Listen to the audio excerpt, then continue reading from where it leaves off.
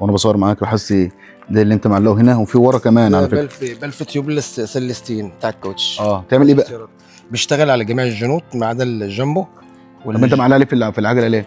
ده رزقي، ده مصدر رزقي. انا صنايع كاوتش 40 سنه. ده فتحت ورشه واتسرقت مني، وربنا عوضني بنعمه الرضا. الحمد لله. الحمد لله، شكرا. طب انا عايز اعرف انت رايح دلوقتي بالعجله دي فين بالحاجه دي؟ متوكل على الله، بحسن التوكل باذن الله. ده واخدهم لمحلك ولا بتعمل بهم ايه؟ لا، ببيعهم في الشارع. في الشارع بالعجله؟ في اي حته، في اي مكان.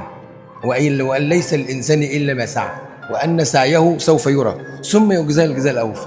طب يعني افرض مفيش حد اشترى منك، بتعمل ايه بقى؟ بروح مرض الرضا اللي في الدنيا كله. طب انت في حد بيشتري منك وبينفعك الكلام ده؟ وده حاجه بايده بقى. الحمد لله، انا برضه لاي حال. انت ايه كميه الرضا والقبول اللي فيك كده على الصبح كده؟ الرضا دي نعمه ما فيش بعدها ولا قبلها. والحمد لله اللي نعم علينا بالنعمه دي. اللهم لك الحمد على كل حال. اللهم لك الحمد.